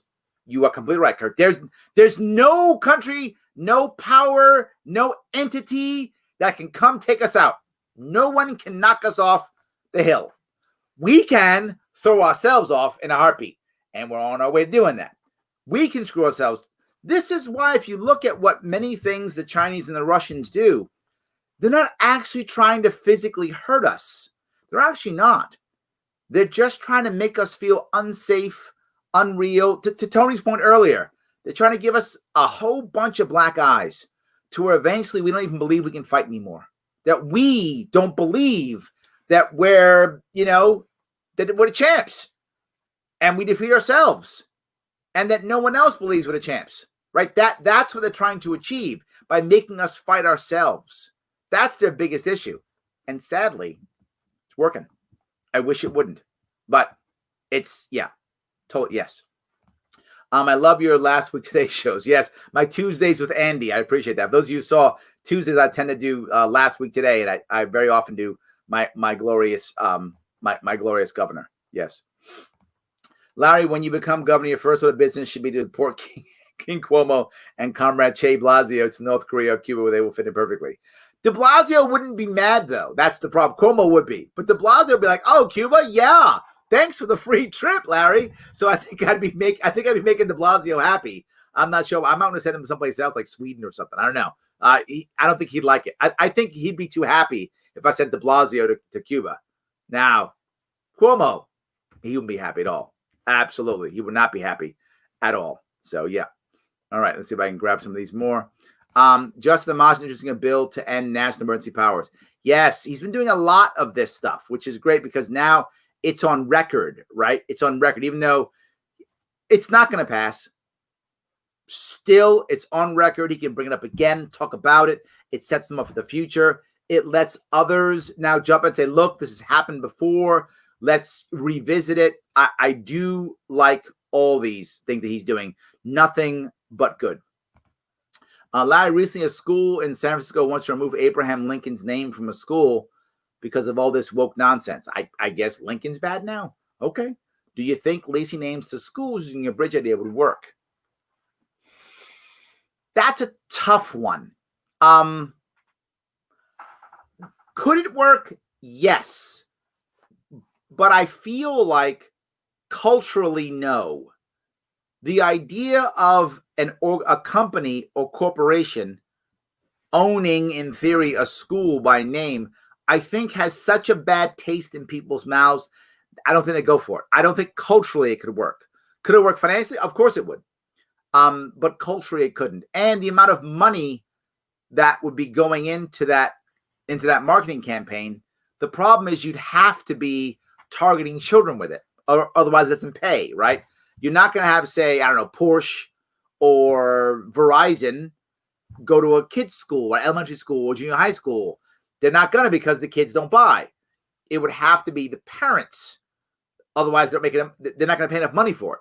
Or they got to market it to kids. So it's going to be what? Mattel or Sony PlayStation or Nintendo Switch.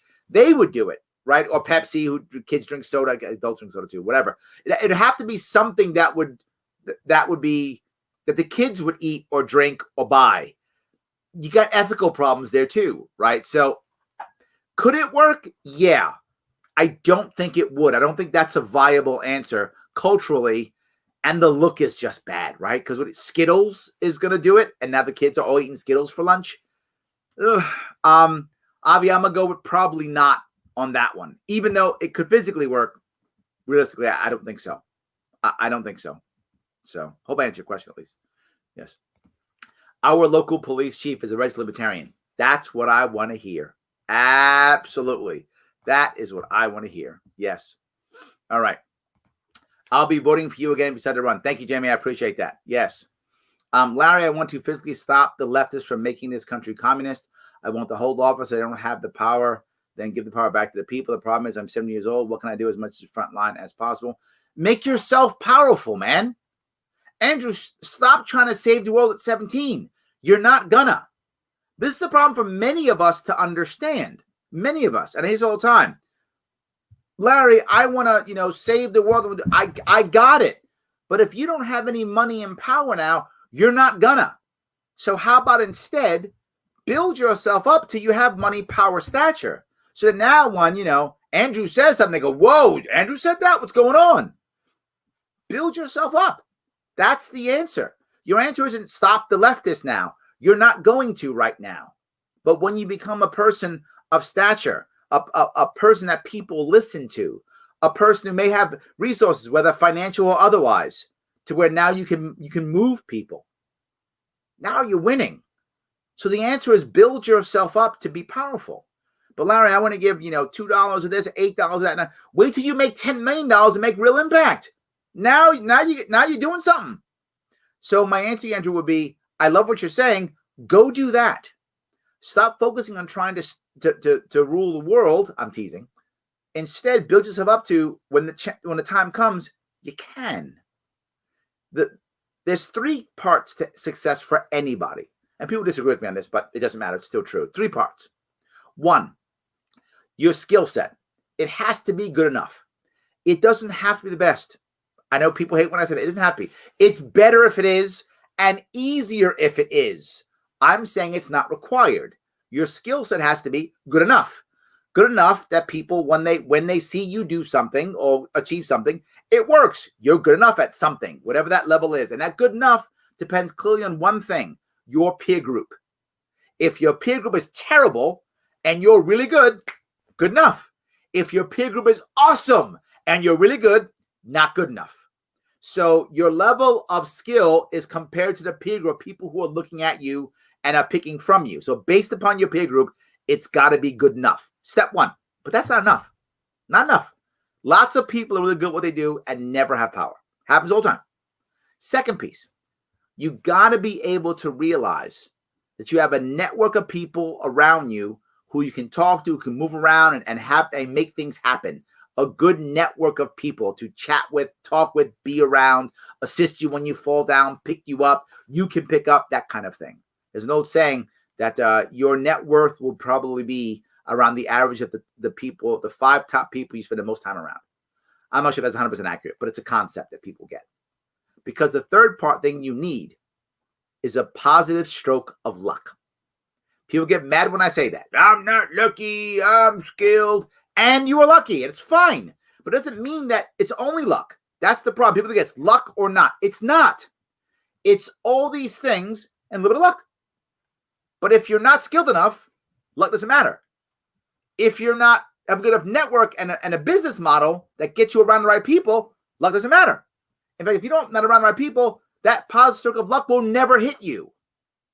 You'd be ready for the opportunity that you're going to create by your actions. So you do things, creating good skill sets, creating networks of people. That's how people say the harder I work, the luckier I get. They don't actually get luckier. That hard work they do sets them up for more chances at that stroke of luck. And one hits because they worked hard. One of them hits and they're ready for it and they take off. My friend Andrew, take this time now to prep yourself for that positive stroke of luck that will eventually come to you. And when it hits, jump on it because you did the homework to be ready for it. That's what I would do if I were you.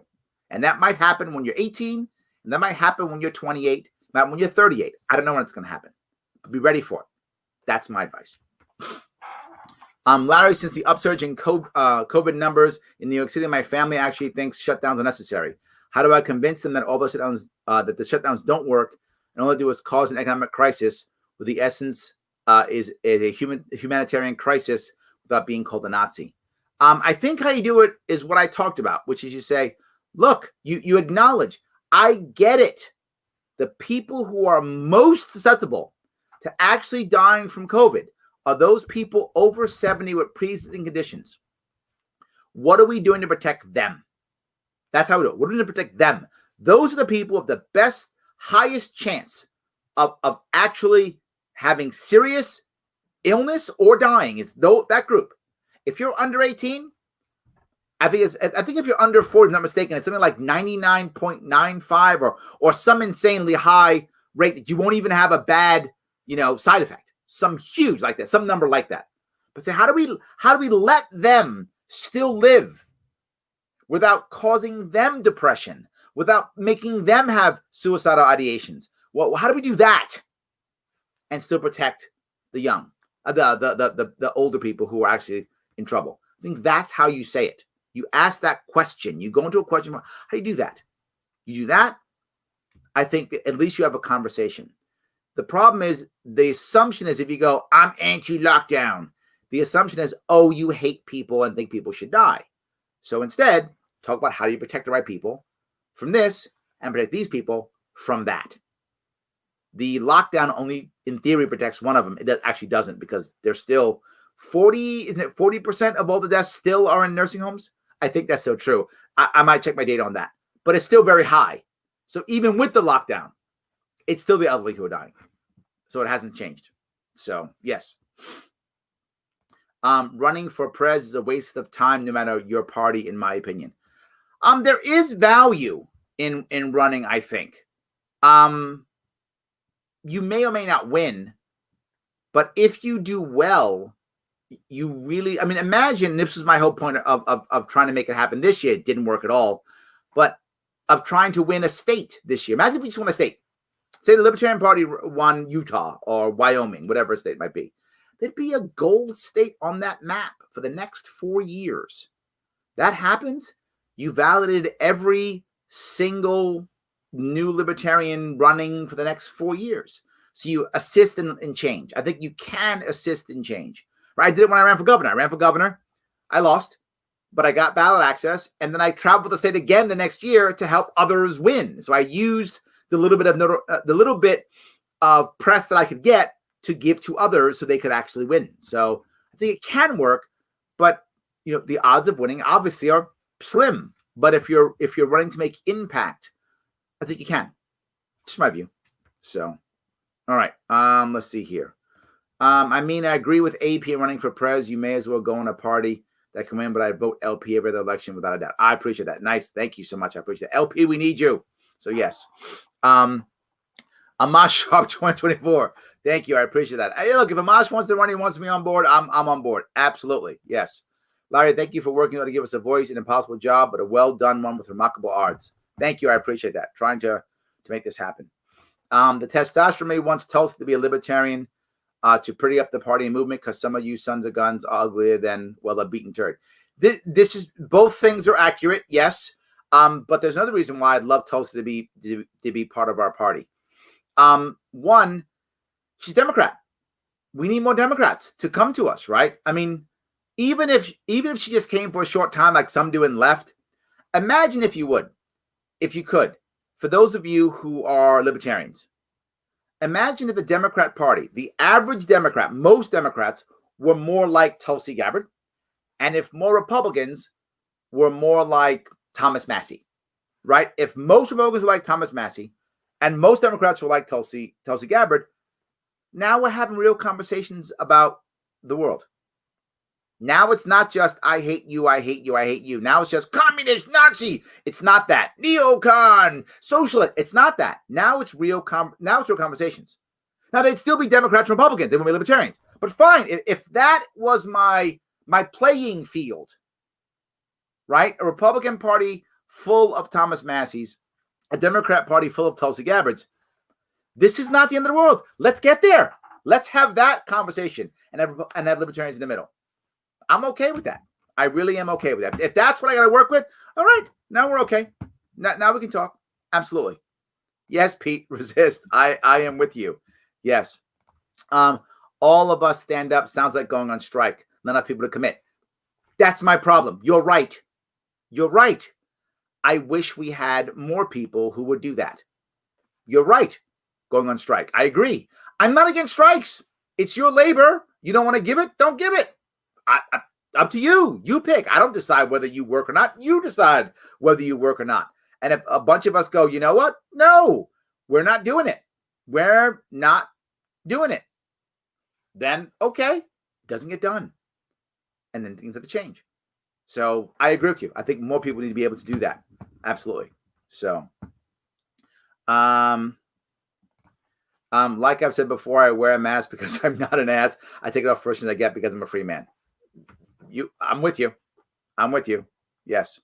I completely agree. I'm grabbing up more. Let's see here. Lincoln considered black people inferior, even though he helped free the slaves. It's on record. No, I agree. And this goes to a point I was talking about. Was it last week? A lot of people say it is critical for us to have a very strong radical message as a libertarian candidate. I think that may be true as activists. As I've said it before, I make a distinction. Many people don't. In the liberty movement, I make a distinction between candidates and activists. Activists should do whatever is required to get people to care about an issue. And that might be a more aggressive or less aggressive or more radical or less radical, depending upon who they're trying to talk to, who they're trying to get a hold of. I'm fine with whatever's going to work. Lots of different messages work with different people. As a candidate, you've got to be able to have actual answers that people will hear. If you're Lincoln in 1858 or 6, when did he first run? 56, was it? 50? Whenever he first ran, most Americans aren't hearing free the slaves. They're not hearing free the slaves. Let them vote. Let them be like everybody else. Black people, they're just like us. People weren't hearing that. Whether he believed that or not, I don't know if he actually believed it or not, but I'm sure he wasn't going to say it because he wouldn't have got the vote. Now, abolitionists who were activists, they were screaming all kinds of things. They were activists. They were trying to get people to care. I get it. Lincoln was being a politician. So he was saying, well, how about we just free them? We don't let them vote. You know, they're not really like us white people. That's what he was saying. And I think he might have thought that. I don't know. I don't know if I haven't enough homework on Lincoln to know that, Tony. But I get where you're going completely. He wasn't going to say that. And in fact, when he freed the slaves in the Emancipation Proclamation, there were still 2 slave states. I think it was Kentucky and Maryland, if not mistaken. I'm sure someone will correct me. But I think it's Kentucky and Maryland still had slavery and still had slaves. So he only freed the slaves in the South. It was freeing them to punish them, not to free them, if that makes any sense. So the point well taken. But again, do I want Lincoln to exist to help free the slaves? Yes. Yes. I'm an ancestor of slaves. So, no. Descendant of slaves. Sorry, not ancestor. I hope I'm not ancestor of slaves. I am a descendant of slaves. So, yes, I'm a descendant of slaves. So, yes, I'm glad. Was he perfect? No, but I'll take it. I'll take it. Absolutely. So, see if I can keep going here. Let's see here. Why is no one talking about living healthier? Maybe we should lock down Doritos and sodas. You know, someone is. There was one person who's been yelling about this for a while. Bill Maher. Bill Maher's been yelling about this all the time. He's been screaming, yelling about the health. And I think the one advantage, not one, there, one of the minor advantages to the horrible government shutdown is that a lot of people have been thinking more about their health, Pete. A lot of people have been buying those Peloton bikes and, you know, stuff like that and thinking about how do I become healthier, trying to eat better, trying to cook, right? Joe's cooking, right? Joe's cooking and what am I going to eat? So I do think some people are looking more at their health than they were in the past. I think that's true, but not enough. And we should be doing the best of our ability, doing what we think is right, right? You guys know, if you pay attention to me, I'm on a keto lifestyle, and I have been for 10 years. That's why I was teaching Joe saying don't eat carbs, because I don't eat carbs, right? So that's how I keep my wonderful slim figure, is because I rarely eat carbs, just rarely. Here or there, but just very rarely. So that's why I think we should be talking about health more and more. But I don't want to make it a force. I wouldn't want to lock down Doritos and soda. I want to tell people what I think is right, as I did with Joe, but not order him. He can eat whatever the hell he wants. You all can. I hope you choose to eat healthier. I think that's a good idea. And I try to do it myself so that when I talk trash, I'm not going, you should eat healthier as I shove ice cream in my mouth. I don't do that. So I'm trying to practice what I preach.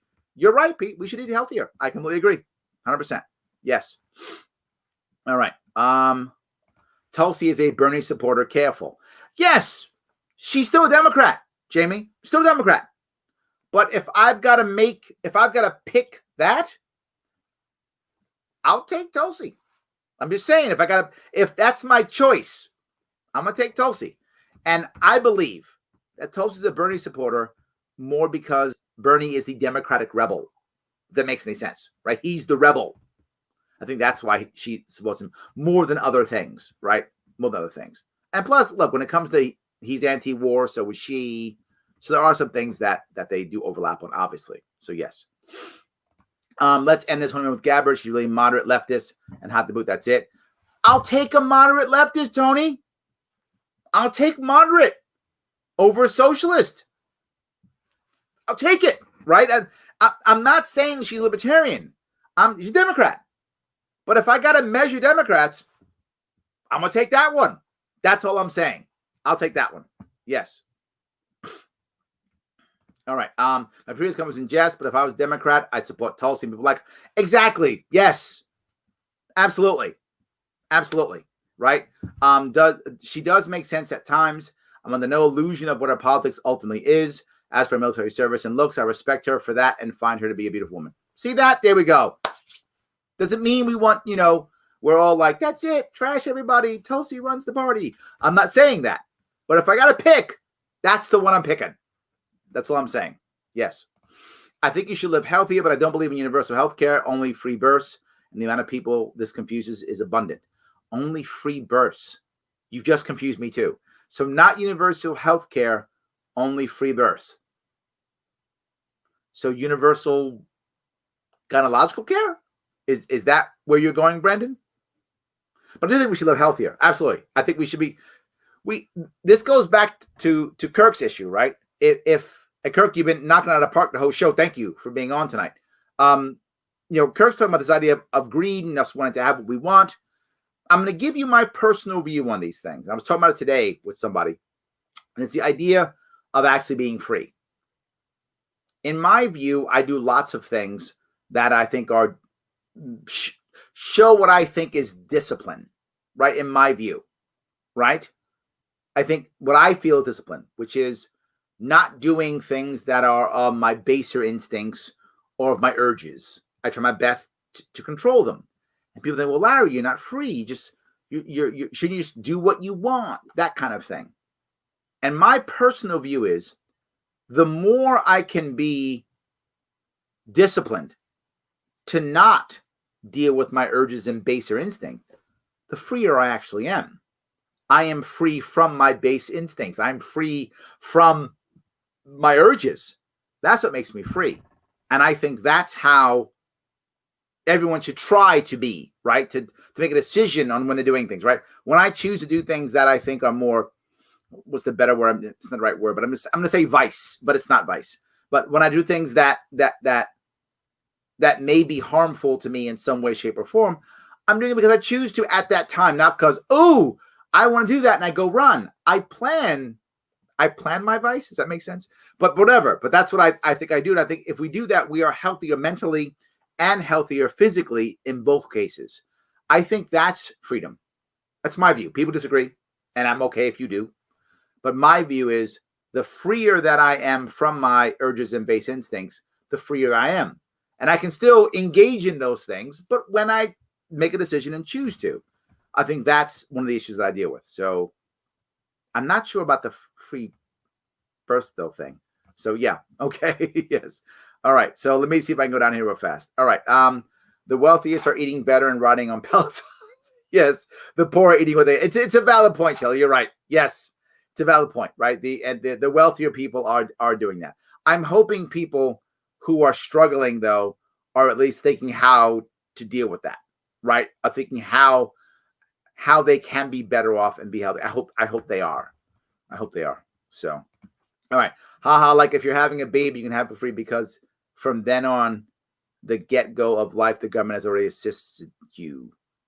Like if you're having a baby, you can have it for free. Oh, so the government would pay from the get. I'm not sure I'm buying that one, Brandon. I'm sorry. Maybe I'm slow tonight. Not working. Brain's not working, I guess. Would counter-marketing help the American economy over foreign advantages like slave labor and inferior products? Who could help afford this motivation to get America more self-sufficient?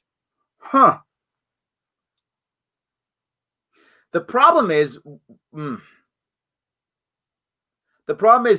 culturally again, right? If I were to do that, yeah, I don't think you can do American economy over foreign advantages. Like I think you can frame it that way because it'll come across as jingoistic,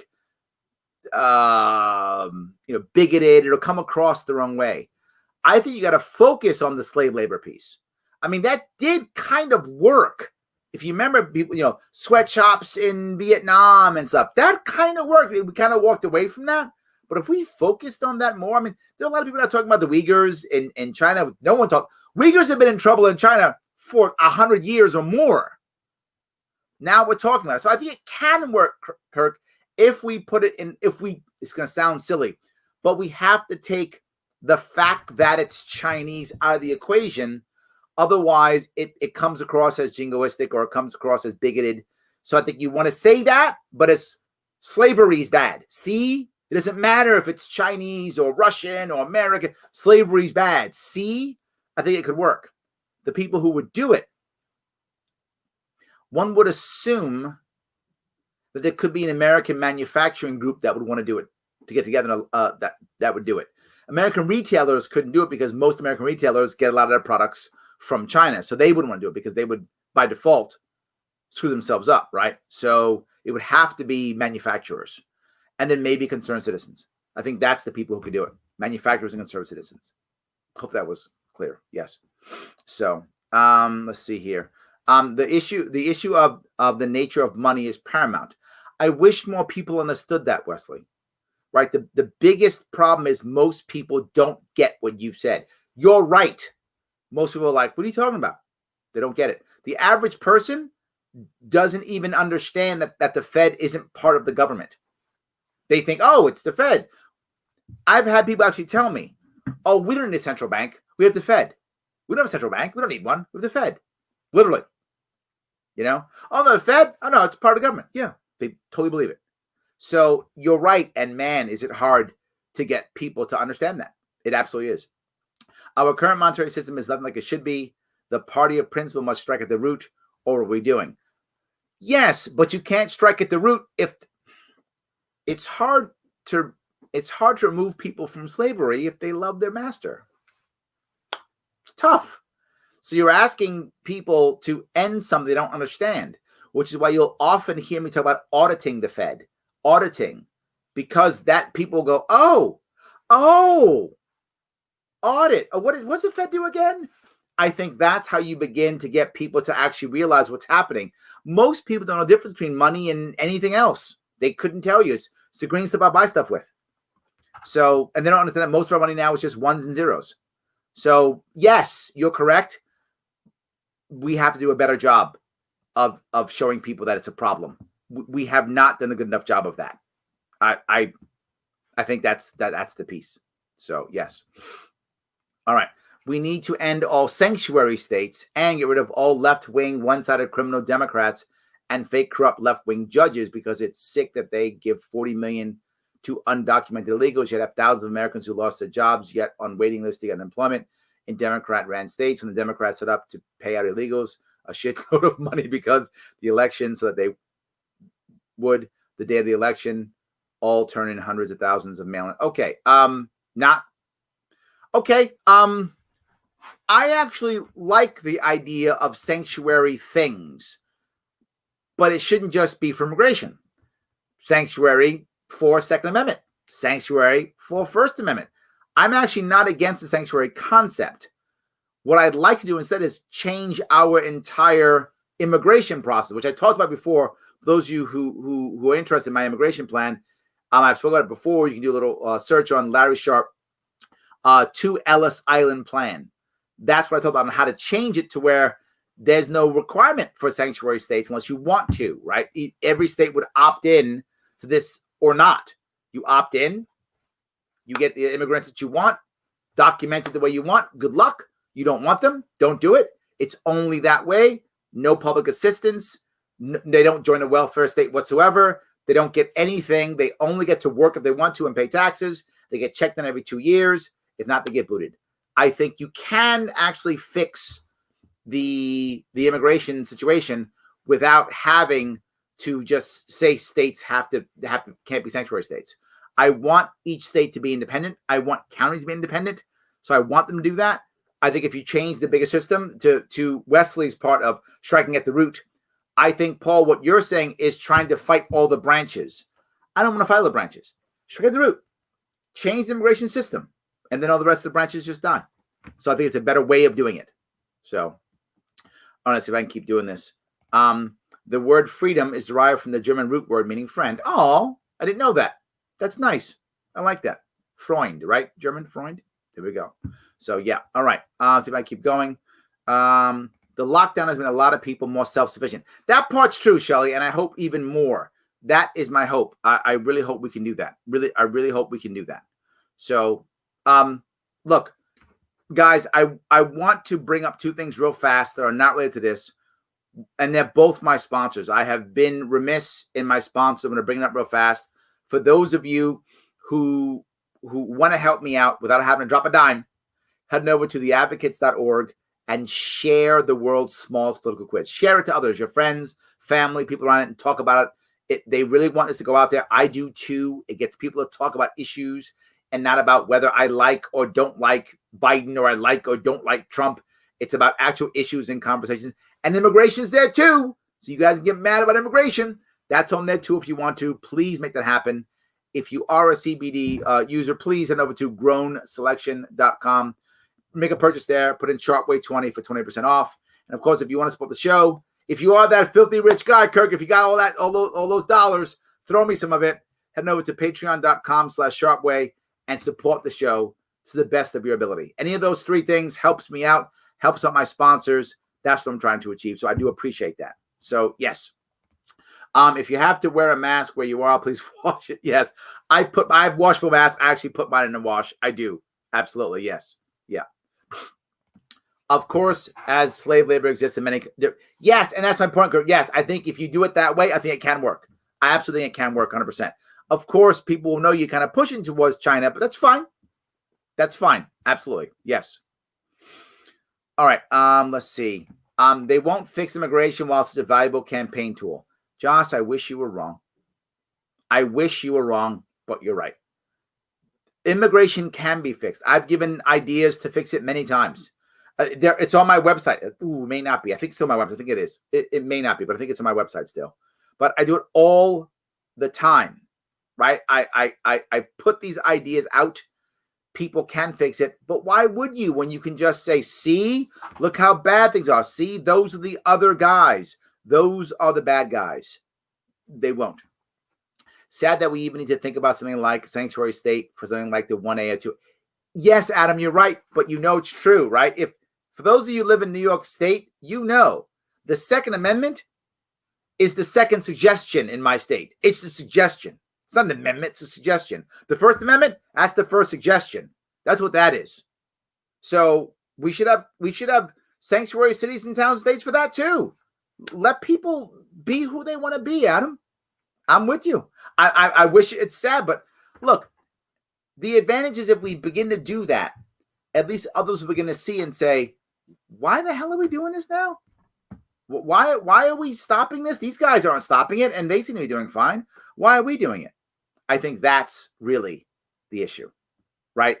The more that we do that, we show others that we can survive in a free society without everything collapsing. The more they're going to go, well, I want that too, right? I want that, and I think that's how we change. Absolutely. Social shame the weakest leftist for the support of slavery. Watches the woke machine goes overtime and denouncing it and punching back. It's fine. Look, if that's where we're talking, Sam, I'm fine with that fight. Let's fight that one. I'm in. Let's do that. Guys, I want to say thank you so much for this evening. I appreciate all the time and energy you guys came in. You guys came to play tonight. I really appreciate it. I will be doing a show again tomorrow and Wednesday. I'll be off Christmas Eve and Christmas Day, but I will be doing 2 more shows this week. Tomorrow I'm having on someone from Legal Aid Society talking about decriminalizing sex work. And then Wednesday I have a very special holiday show. I hope you'll all be there. Thank you so much for watching. I will see you all tomorrow.